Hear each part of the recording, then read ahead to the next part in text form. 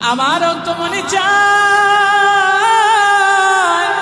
রব্বে কাবার সামনে দাঁড়াইয়া নামাজ পড়তে, কাবা ঘরের সামনে দাঁড়াইয়া আল্লাহর সাথে কথা বলতে, আল্লাহর কুদরতি পায়ে সেজদা দিতে, কাবাকে সামনে রেখে আল্লাহর সাথে কথা বলতে। ইমাম মালিক এই চিন্তা করে আর চোখের পানিগুলো ঝরাইয়া কান্দে। আহারে, আমারও তো হজ করতে মনে চাইতেছে, কিন্তু আমি যদি হজের জন্য যাই আর রাস্তায় যদি আমার মরণ হয়ে যায়, তাইলে নবী যেখানে ঘুমাইতেছে আমার মায়ার নবীর এই মাটিটা থেকে তো আমি দূরে সরে যাইব, নবীর রওজা থেকে তো আমি দূরে সরে যাইব। এই চিন্তা কইরা ইমাম মালিক চোখের পানিগুলো জড়াইয়া কান্দে। একদিক দিয়ে আল্লাহর প্রেম, আরেক দিক দিয়ে নবীর প্রেম। ও দুনিয়ার মানুষ, কেমন আশিক রাসূল তারা ছিলেন, আমি আপনিও তো নবীর আশিক। কেমন আশিক তারা আর কেমন আশিক আমরা। ইমাম মালিক চোখের পানি ঝরাইয়া ঝরাইয়া কান্দে আর চিন্তা করে, আহারে, আমার কি মনের আশাটা পূরণ হবে না। ইমাম মালিক এবার আফসোস করে, আমি যদি জানতাম আমার মরণটা কখন আসবে, তাহলে আমার জন্য সহজ হয়ে যাইতো। আমি যদি জানতাম কোন সময় আমি মরবো, তাইলে তো আমি ওই সময়টা মদিনা থেকে বের হইতাম না, হজও আমি করে আসতে পারতাম। ও দুনিয়ার মানুষ রে, ইমাম মালিক কখন মরবে এই বিষয় নিয়ে তিনি ইস্তেখারার নামাজে দাঁড়াইলেন। ইস্তেখারার নামাজ কাকে বলা হয়? আপনি আমি যদি কোনো একটা ভালো কাজ করতে যাই, এই কাজটা আমার আপনার জন্য কল্যাণ হবে নাকি অকল্যাণ হবে, এই ডিসিশন আমি আপনি নিতে পারতেছি না। এমন সময় ইস্তেখারার নামাজ 2 রাকাত নফল নামাজ রাতের বেলায় পড়িয়া ইস্তেখারার দোয়া আছে, এই দোয়াটা পাঠ করিয়া আমি আপনি যদি রাতের বেলায় ঘুমাই, ও দুনিয়ার মানুষ রে, স্বপ্ন যুগে আমার আল্লাহ তাআলা আপনার আমার জন্য কাজটা কল্যাণকর হবে নাকি অকল্যাণ হবে, এটা স্বপ্নের মাধ্যমে দেখায় দিবেন। জোরে কন্যা সুবহানাল্লাহ। এরে ভরা ডুবার মুসলমান, গভীর মনোযোগ।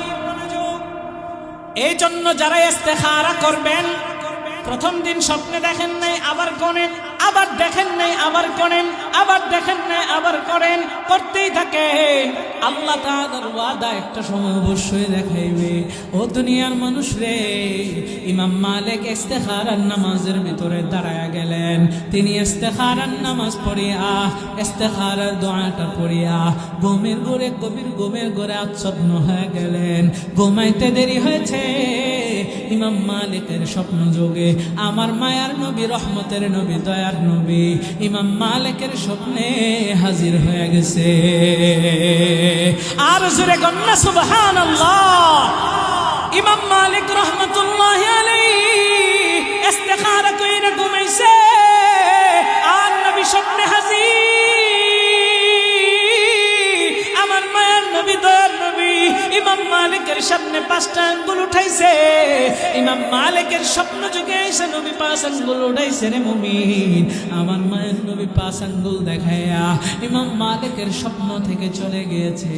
এই 5 আঙ্গুল কেন, এটার কিছুই নবী আমার ইমাম মালিককে বলে নাই। ইমাম মালিকের স্বপ্ন থেকে যখন নবী চলে গেছে, ইমাম মালিক লাফ দিয়ে উঠে গেছে। আহারে, নবী আমার 5 আঙ্গুল দিয়া কি বুঝাইলেন? ইমাম মালিক আরো পেরেশান। ও দুনিয়ার মানুষ রে, ইমাম মালিক তিনি নবীর আশিক, আমার মায়ের নবীর স্বপ্ন যুগে দেখা ভালাইছে। আমি আপনিও নবীর আশিক দাবি করি, নবীর স্বপ্ন দেখতে পারি না। ও দুনিয়ার মানুষ, তাইলে তাদের ভিতরে আর আমাদের ভিতরে পার্থক্য আছে না নাই? এরা দুনিয়ার মানুষ রে, আপনি আমি এমন আশিক হতে পারি না যে আমল আমার আপনার করা দরকার সেগুলো করি নাই। অথচ নবীর যদি কেউ স্বপ্নে দেখে, তার জন্য জাহান্নাম হারাম হয়ে যায়। আমার মায়ের নবী, দয়ার নবী জানা দেয়, যে ব্যক্তিটা আমি নবীরে দেখলো, সে যেন আমারই দেখলো, কারণ শয়তান আমি নবীর সুরত ধরতে পারে না। ও দুনিয়ার মানুষ রে, আমার মায়ার নবীরে যে ব্যক্তি স্বপ্ন যুগে দেখবে, তার জন্য জাহান্নাম হারাম হয়ে যাবে। জোরে কন্যা সুবহানাল্লাহ। নবীর স্বপ্ন দেখতে মনে চায় কি চায় না? আর জোরে কোন চাই কি চায় না? আমার মায়ের নবী, দয়ার নবী, রহমতের নবীকে স্বপ্ন দেখতে পারবে, আল্লাহর নবীর উপরে বেশি বেশি দুরূদ পড়বে। ও দুনিয়ার মানুষ রে, কোন দুরূদটা বেশি বেশি পড়া যায়? ছোট্ট একটা দুরূদ শেখায়া দেই, সাল্লাল্লাহু আলাইহি ওয়াসাল্লাম। এই দুরূদটা নবীর উপরে বেশি বেশি পড়া যায়। দুরূদটা বেশি বেশি পরিমাণে পড়বেন। দুরূদ পড়লে লাভ নাকি লস? জুড়ে বলেন, আরো জোরে কম। একবার যদি দুরূদ পড়া হয়, আমার মায়ার নবী, দয়ার নবী জানা দেয়, মান সাল্লা আলাইয়া ওয়াহিদাতান সাল্লাল্লাহু আলাইহি আশারা। কোন উম্মত যদি আমি নবীর উপরে একবার দুরূদ পড়ে, শুধুমাত্র একবার দুরূদ পড়ে, আমার মায়ার নবী, দয়ার নবী, রহমতের নবী জানা দেয়, আমার আল্লাহ তাআলা ওই বান্দার উপরে 10টা রহমত নাজিল করে দেয়। শুধু তাই নয়, আল্লাহর নবী, বিশ্ব নবী জানা দেয়, আমি নবীর উপরে বেশি বেশি পরিমাণে যদি কেউ দুরূদ পড়ে, তাইলে আমি নবীর উপরে তার জন্য সুপারিশ করা ওয়াজিব হয়ে যায়। ও দুনিয়ার মানুষ, শুধু তাই না, আল্লাহর নবীর উপরে যদি কেউ বেশি বেশি পরিমাণে দুরূদ পড়ে, আমার নবী, দয়ার নবী জানা দেয়, কাল কিয়ামতের ময়দানে, কঠিন সেই হাসরের দিনে, আমার মায়ার নবী জানায়, উম্মতেরা যখন বিপদের ভিতরে পড়ে যাইবে, বেশি বেশি দুরূদ পড়ার কারণে আমি নবীর নিজ হাতে তাকে হাউজে কাউসারের পানি পান করাইব। জোরে কন্যা সুবহানাল্লাহ। তাইলে ওই নবীর হাতে হাউজে কাউসারের পানি পান করতে চাই কি চাই না? নবীর সুপারিশ চাই কি চাই না? কারা কারা নবীর সুপারিশ চান? দুইটা হাত তুলে আল্লাহরে দেখা দেন। লিল্লাহি তাকবীর, লিল্লাহি তাকবীর। আল্লাহ তাআলা আমাদের প্রত্যেকের তাকদীরে নবীর সুপারিশ নসিব করুক। জোরে বলেন না আমিন। নবীর সুপারিশ ছাড়া কেউ জান্নাতে যেতে পারবো? মুসিবত না পাই যদি, মুসিবত না পাই যদি, সুপারিশ তোমার, কবরে হাসরে কি হবে আমার? কবরে হাসরে কি হবে আমার? মুসিবত না পাই যদি, মুসিবত না পাই যদি, সুপারিশ তোমার, কবরে হাসরে কি হবে আমার? কবরে হাসরে কি হবে আমার? আছি গো ডুবে আমি পাপেরি সাগরে, না জানি কি হবে ও পারে হাসরে। আছি গো ডুবে আমি পাপেরি সাগরে, না জানি কি হবে ও পারে হাসরে। তোমারি সুপারিশ বিনে, তোমারি সুপারিশ বিনে কেমনে হব পার? কবরে হাসরে কি হবে আমার? কবরে হাসরে কি হবে আমার? মুসিবত না পাই যদি, মুসিবত না পাই যদি, সুপারিশ তোমার, কবরে হাসরে কি হবে আমার? কবরে হাসরে কি হবে আমার? তুমি তো দিয়েছো দেখিয়ে আলোর পথ, বলেছো সে পথে মিলবে রহমত। তুমি তো দিয়েছো দেখিয়ে আলোর পথ, বলেছো সে পথে মিলবে রহমত। কেন যে ভুল পথে আমি, কেন যে ভুল পথে আমি করলাম জীবন পার? কবরে হাসরে কি হবে আমার? কবরে হাসরে কি হবে আমার? মুসিবতে না পাই যদি, মুসিবতে না পাই যদি সুপারিশ তোমার, কবরে হাসরে কি হবে আমার, কবরে হাসরে কি হবে আমার। আল্লাহ আমাদের প্রত্যেকের তকদিরে নবীর সুপারিশ নসিব করে দেখ, জোরে বলেন আমিন। এরে পরা ডুবান মুসলমান, বলতেছিলাম ইমাম মালিক রহমতুল্লাহ আলাইহি স্বপ্ন যুগে দেখলেন আমার মায়ের নবী দয়ার নবী 5টা আঙ্গুল দেখাইয়া স্বপ্ন থেকে চলে গেলেন। ইমাম মালিকের ঘুমটা ভেঙে গেল, তিনি আরো টেনশনের ভিতরে পড়ে গেলেন।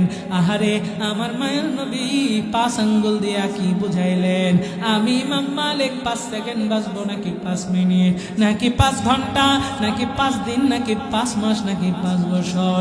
ইমাম মালিক তার মাথার ভিতরে বিভিন্ন ধরনের চিন্তা ঘুরপাক খাইতেছে। ইমাম মালিক রহমতুল্লাহ আলাইহি তার খাদেমকে ডাকাইলেন, ও খাদেম যাও যাও যাও, বিখ্যাত স্বপ্নের তাবির করো।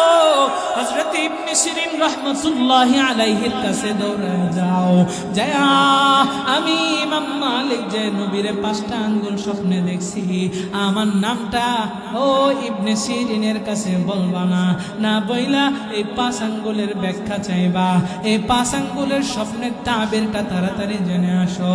এরে দুনিয়ার মানুষ রে, খাদেম দৌড়ে যায় ইবনে সিরিনের সামনে হাজির হইলেন আর ডাক দিয়া বললেন, ও ইবনে সিরিন, মদিনার একজন ব্যক্তি মায়ের নবীকে স্বপ্নে দেখেছেন, মায়ের নবী তারে 5টা আঙ্গুল দেখাইছে, এই স্বপ্নের ব্যাখ্যাটা একটু জানতে চায়। ইবনে সিরিন ডাক দেয়া কয়, রে খাদেম, কোন ব্যক্তিটা দেখেছে ওই ব্যক্তির নামটা জানাইতে হবে। ও দুনিয়ার মানুষ রে, কিন্তু খাদেমকে ইমাম মালিক না করে দিয়েছে, এই জন্য খাদেম বললেন উনার নিষেধ আছে, নামটা বলা যাবে না। ইবনে সিরিন বলে, নাম না বললে কি হবে, আমার মনে হয় মদিনার ভিতরে ইমাম মালিক ছাড়া এই স্বপ্ন আর কেউ দেখতে পারে না। জোরে বলেন না আল্লাহু আকবার, আর জোরে বলেন আল্লাহু আকবার। এবার খাদেম বলে, আমাকে নামটা বলতে নিষেধ করা হয়েছে, আমি বলতে পারবো না। ইবনে সিরিন নাসুর বান্দা বলে, নাম না বললে আমি তোমাকে স্বপ্নের ব্যাখ্যাও দিব না। ইবনে সিরিন কয়, যাও আগে নামটা যাই না আসো, নাম বলার অনুমতি নিয়ে আসো। ইবনে সিরিন নাসুর বান্দা নামে বলবে না। খাদেম দৌড়াইয়া মদিনাতে গেল। ইমাম মালিক খাদেম রে দেখা অস্থির হয়ে গেছে, তাড়াতাড়ি স্বপ্নের তাবির কও। খাদেম বলে, হুজুর আপনার নামটা বলতে নিষেধ করেছেন, আমি তো নামটা বলি নাই, এই জন্য তিনি আমাকে স্বপ্নের ব্যাখ্যাটাও দেন নাই। ইমাম মালিক রে আরো খাদেম বলে, ও হুজুর আপনার নামটা সে বলে দিছে, ইমাম মালিক ছাড়া এমন স্বপ্ন দেখতে পারে না। দুনিয়ার মানুষ রে, ইমাম মালিক খাদেম রে একটা দমক দিলেন, হারে আমার নাম যেহেতু উনি বলেই দিছে, বুঝেই ফেলেছে, তাইলে আর গোপন করলি কেন, যা তাড়াতাড়ি স্বপ্নের ব্যাখ্যাটা নিয়ে আয়। খাদেম এবার ইবনে সিরিনের কাছে আবার গেলেন। ইবনে সিরিন রাহমাতুল্লাহ আলাইহি খাদেম রে দেখে দেখে হাসে। খাদেম যা বলে, ইবনে সিরিন আপনি যাকে ধারণা করেছিলেন সেটাই সঠিক, ইমাম মালিক এই স্বপ্নটা দেখেছে। ইবনে সিরিন বলে, যাও এবার ব্যাখ্যাটা যাইয়া ইমাম মালিক রে জানা দাও। আল্লাহর নবী বিশ্ব নবী 5 আঙ্গুল দিয়া বুঝাইছেন, 5 জিনিসের খবর একমাত্র আল্লাহ ছাড়া দুনিয়ার কেউ জানেন না। কোন নবী জানেন না, কোন রাসূল জানেন না, কোন সাহাবায়ে কেরাম জানেন না, তাবেঈ জানেন না, ওলি আউলিয়া পীর গৌস কুতুব কেউ জানেন না। 5 জিনিসের খবর একমাত্র জানেন কে? আর জোরে বলেন না, জানেন কে? আমার আল্লাহ তাআলা কোরআনে হাকীমের ভিতরে জানা দেয়, ইন্নাল্লাহা ইনদাহু ইলমুস সাআ ওয়া ইউনাজ্জিলুল গায়ব ওয়া ইয়া'লামু মা ফিল আরহাম ওয়া মা তাদরি নাফসুম ماذا تكسب غدا وما تدري نفس بأي أرض تموت বলেন না আল্লাহু আকবার। আমার আল্লাহর কাছে পাঁচটা জিনিসের খবর রয়েছে।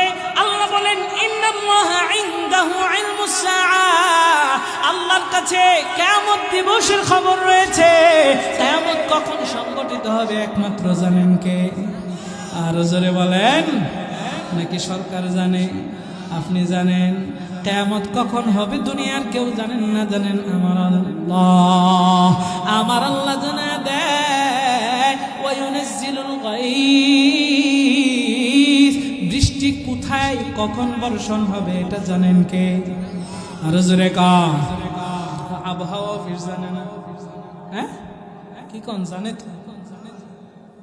আবহাওয়া অফিসও জানে না, কোনো বিজ্ঞানীও জানে না। ওরা বলে হ্যাঁ হতে পারে, অমুক জায়গায় বৃষ্টি হতে পারে, অমুক জায়গায় ধমকা হাওয়া হতে পারে। ও দুনিয়ার মানুষ রে, কোন জায়গায় হয় আবার কোন জায়গায় হয় না। বলে অমুক জায়গায় ঘূর্ণিঝড়ে ধাক্কা দিয়ে সব তছনছ করে ফেলতে পারে। আবার দেখবেন রাতের বেলায় খবর পাল্টা যায়, সকালে কয় রাতের বেলায় আসতেছিল বঙ্গোপসাগরে আইসা ঘুইরা ইন্ডিয়া চলে গেছে। এরকম খবর দেয় কি দেয় না? এই জন্য বৃষ্টি কখন কোথায় হবে এটা একমাত্র জানেন কে? জোরে বলে ও দুনিয়ার মানুষ রে, আমার আল্লাহ তাআলা জানে দেয় ওয়া ইয়ালামু মা ফিল আরহাম, মায়ের রেহেমের ভিতরে গর্ভের মধ্যে সন্তানটা ছেলে নাকি মেয়ে, কি সন্তান আছে এটাও একমাত্র জানেন কে? ডাক্তার জানে না? হ্যাঁ কি কোন জানে তো? ও দুনিয়ার মানুষ, অল্প সময়ে বিষয়টা বুঝায় আমি সামনের দিকে চলে যাচ্ছি। এই জন্য অনেক মজার মজার প্রশ্ন আছে, কথা আছে, এগুলো করতেছি না। রাত হয়ে গেছে গভীর, একটু দিলের কানটা লাগায় শুনবেন। ডাক্তাররা বলতে পারে কখন? যখন বাচ্চার একটা বয়স পেটের ভিতরে হয়ে যায়, ছেলে নাকি মেয়ে তার ওই চিহ্নটা ভেসে যায়, তখন ডাক্তাররা দেখে দেখে বলতে পারে। কিন্তু যখন মায়ের গর্ভের ভিতরে বাবার বীর্যটা প্রবেশ করে, ওই নাপাক পানি থেকে কি হবে তখনই তো আমার আল্লাহ সব কিছু ঠিক করে রেখেছেন। দুনিয়ার কেউ জানেন না, তখন জানেন একজন, তিনি কে? ওয়া তাদরি নাফসুম মাযা তাকসিবু গাদা, কার রিজিক কোথায় আছে, কে কোথায় রিজিকটা পাবে এটা দুনিয়ার কেউ জানেন না, একমাত্র জানেন কে? আল্লাহ। আপনার রিজিক কোথায় আছে এটা একমাত্র আল্লাহ জানেন। রিজিক আপনার যেখানে আছে আপনাকে টেনে নিয়ে যাবে। হ্যাঁ, আমি আপনাদের এখানে যে খাবার খেতে পারবো এটা তো আমি জানতাম না।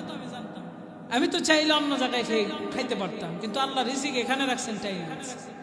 আজ থেকে কয়েক মাস আগেও, এই ডেট হওয়ার আগেও আমি জানতাম না। ডেট করে আমাকে দাওয়াত করে এখানে আনা হয়েছে, আমার রিজিক এখানে আছে। আবার কোনো একটা সমস্যার কারণে যদি রিজিক না থাকতো তাহলে আসতে পারতাম না। হ্যাঁ, এজন্য রিজিক কোথায় আছে, আল্লাহ কাকে কোথায় রিজিক দিবেন এটা দুনিয়ার কেউ জানেন না। দুনিয়ার সরকার কি জানেন না? একজন জানেন, তিনি কে? এবার আমার আল্লাহ তাআলা 5 নম্বরে জানা দেয় ওয়ামা তাদরি নাফসুম মাযা তাকসিবু গাদা ওয়ামা তাদরি নাফসুম বিআই আরদিন তামুত। আমার আল্লাহ তাআলা জানা দেয় কখন বান্দা তুমি মারা যাবে, কোন সময় তোমার মরটা হবে, এটাই একমাত্র জানি আমি আল্লাহ, দুনিয়ার আর কেউ জানে না। ও দুনিয়ার মানুষ রে, মৃত্যু কারো কাছে বলে কয়ে কিন্তু আসবে না, হঠাৎ করে আপনার আমার মরণটা চলে আসবে। এই জন্য আপনি আমি কখন মারা যাইব জানা না, এই জন্য আপনার আমার মুসলমান আগে হতে হবে। আল্লাহ বলেন ওয়ালা তামুতুন্না ইল্লা ওয়া আনতুম মুসলিমুন, মুসলমান না হয়ে কবরে আইসো না, সাবধান। যদি মুসলমান না হয়ে কবরে যায় আমার আপনার কিন্তু উপায় নাই। এই জন্য আল্লাহ তাআলা জানিয়ে দেয় আগে বান্দা মুসলমান হ, তাইলে আপনাকে আমাকে আল্লাহ যে এই কথা বললেন আমি আপনি কেমন মুসলমান এটা আপনার আমার জানার দরকার আছে না? না কেমন মুসলমান? আমরা মনে করি আমরা কালিমা পড়ছি, আমরা মুসলমানের ঘরে জন্ম নিয়েছি, আমরা মনে হয় পাক্কা মুসলমান হয়ে গেছি। না সম্মানিত হাজিরিন, মুসলমানের ঘরে জন্ম নিলেই মুসলমান হওয়া যায় না, কালিমা পড়লেই মুসলমান হওয়া যায় না। আপনি মুসলমানি করলে অনেকে মনে করে যে মুসলমান হয়ে গেছে, না, মুসলমানি করলেও মুসলমান হওয়া যায়। অনেক হিন্দুরাও তো মুসলমানি করে, কই তারা কি মুসলমান হয়ে গেছে? না। সম্মানিত হাজিরিন, তাইলে কি মুফাসসিরে কেরামগণ কিতাবের ভিতরে লেখেন, তাফসীরের কিতাবে লেখেন যে মুসলমান যদি কেউ কালিমা পড়ে, মুসলমানি করে, এগুলো হলো ফর্ম ফিল আপ করছে। কি ফিল আপ? জোরে কন না। ফর্ম ফিল আপ করছে। এই ফর্ম ফিল আপ করছে, সে ইসলামে প্রবেশ করছে। এখন এই ইসলাম শব্দের অর্থ যেন কি? জোরে কন না কি?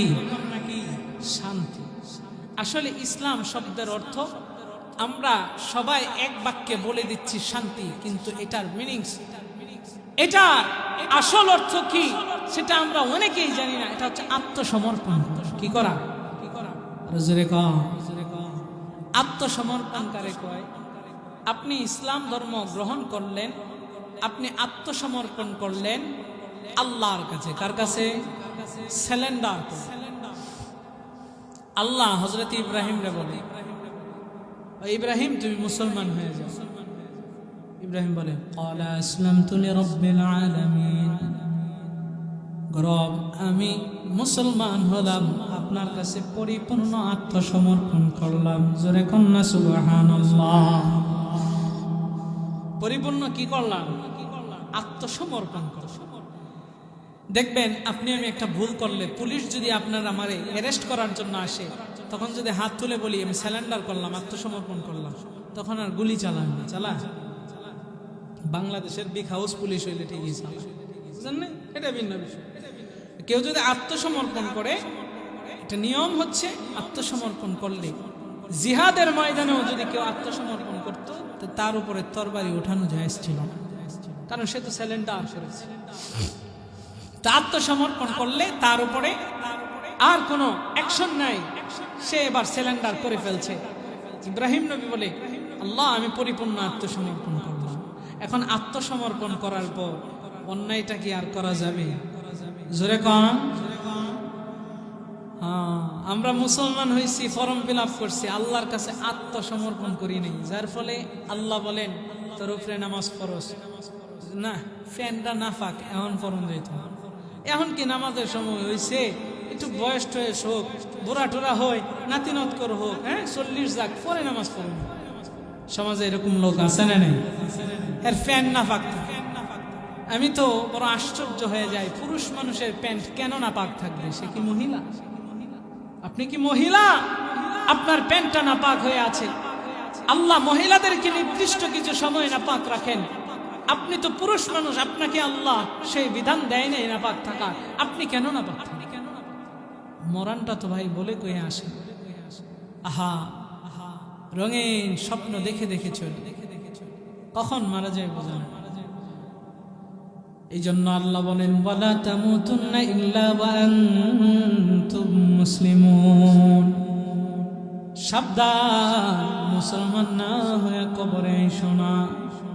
কবরে কখন যাইব আল্লাহ জানায় দিছেন, কেউ জানেন না। হঠাৎ করে মৃত্যু আসবে। আপনি এখন চিন্তা করতেছেন নামাজটা আজকে পড়বো না, কালকে থেকে পড়বো, দাড়িটা আজকে থেকে রাখবো না, কালকে থেকে রাখবো, আজকে রোজা রাখবো না, আগামী বছর থেকে রাখবো।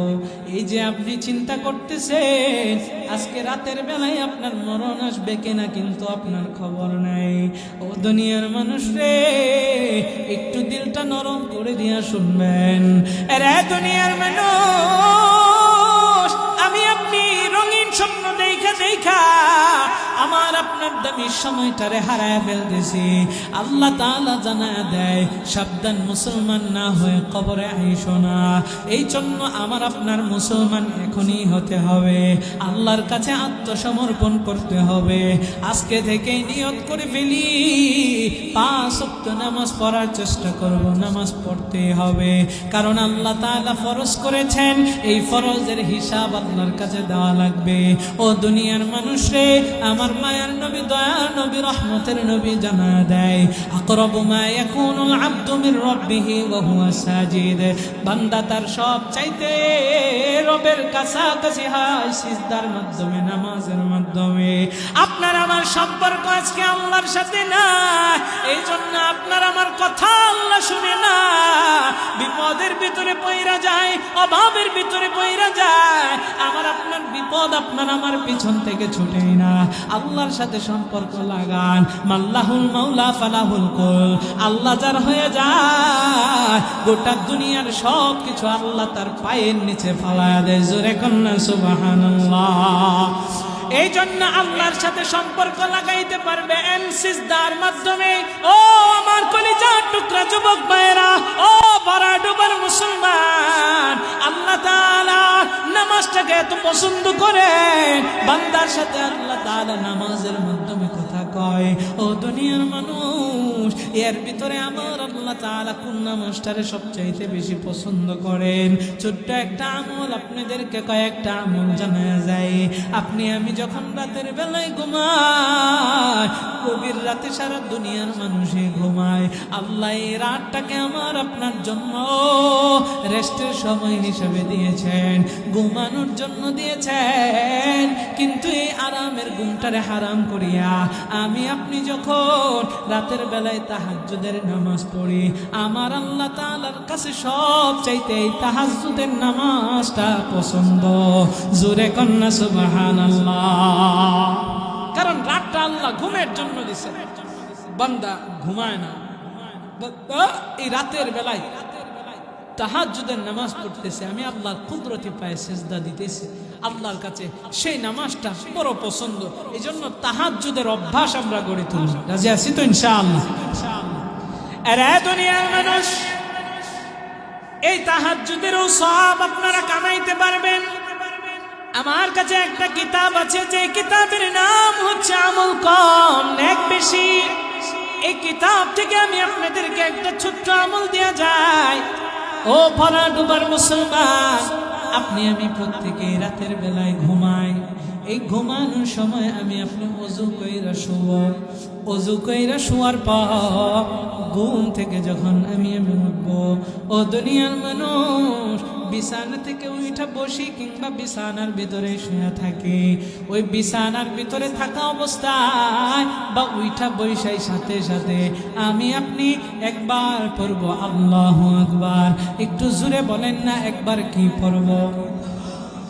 রে দুনিয়ার মানুষ, আরেক বর্ণনায় এসেছে 3 বার আল্লাহু আকবার। একটু জোরে বলতে হবে, 3 বার কি পড়ব? আল্লাহু আকবার পড়ব। কেন আল্লাহু আকবার? এই কারণেই বলবো, আল্লাহু আকবার হচ্ছে আল্লাহর বরত্বের স্লোগান। এই স্লোগানটা দিলে আমার আল্লাহ বড় পছন্দ করেন। আল্লাহই বড়, আল্লাহই বড়, আল্লাহর বরত্বের স্লোগান। আপনি আমি ঘুম থেকে উইটা আল্লাহর বরত্বের স্লোগানটা এই কারণেই দিব, কারণ আমার আল্লাহ তাআলা গভীর ঘুমে আচ্ছন্ন অবস্থায় কত মানুষের জানটারে কবজ কইরা নিয়ে যায়, কত মানুষ মৃত্যুর ঘরে চলে যায়। কারণ ঘুমাইছেন মানে আপনার কিন্তু মরণ হালতে আছে। ঘুমের ভিতরে আচ্ছন্ন হলে তার রহটা তার ভিতরে থাকে না, এমনই বোঝা যায়। ও দুনিয়ার মানুষ রে, এই ঘুমের ঘুরে কত মানুষ মারা যায়। ভালো মানুষটা বিছানা থেকে ঠাস করে নিচে পড়ে গিয়ে মারা গেছে, ভালো মানুষটা শুয়ে আছে, সকালে দেখা যায় এই মানুষটা আর উঠে না। ডাক্তার এসে চেক আপ কইরা দেখে, বলে হার্ট অ্যাটাকে মারা গেছে। আহারে কি এক রোগ আসলো, স্ট্রোক করে মারা যায়। ভালো মানুষটা হার্ট অ্যাটাকে মারা যায়। আল্লাহ যে আপনার আমার গভীর ঘুমে জানটারে কবজ করাই না, আমি আপনি যে মরি না, এই জন্য আল্লাহর বরত্বের নামাজের স্লোগান দিব আল্লাহু আকবার। ও আল্লাহ তুমি বড়, ও আল্লাহ তুমি বড়, আমারে দয়া কইরা হায়াতটা দিয়া রাখছো, আবারও ঘুম থেকে মরণ নামক ঘুম থেকে তুমি আমারে উঠাইছো। এই জন্য ঘুম থেকে উঠা 3 বার কি পড়ব জোরে বলেন? ইমানের পাওয়ার দিয়া বলেন না কি পড়ব? এরে বড়া ডুবান মুসলমান, দ্বিতীয় নম্বরে পড়ব আস্তাগফিরুল্লাহ। 3 বার আস্তাগফিরুল্লাহ পড়ব। 3 বার কেন আস্তাগফিরুল্লাহ পড়ব? ঘুমাইলাম, ঘুম থেকে উঠা পড়লাম আস্তাগফিরুল্লাহ। ও আল্লাহ তোমার কাছে মাফ চাই, ও আল্লাহ তোমার কাছে ক্ষমা চাই। আল্লাহর কাছে কেনই বা আপনি ক্ষমা চাইবেন? ঘুম থেকে উঠা, ঘুমটা তো ইবাদত। ঘুম মুমিনের ঘুমটাও ইবাদত। মুমিন যদি সুন্নত তরিকায় দোয়া পড়িয়া ঘুমায়, এই ঘুমাইলেও আমার আল্লাহ তার আমল নামার ভিতরে নেক উঠায়। জোরে কন্যা সুবহানাল্লাহ। আপনি আস্তাগফিরুল্লাহ পড়বেন এই কারণে আল্লাহ তাআলা ওই যে রাতের ইবাদত বড় পছন্দ করেন।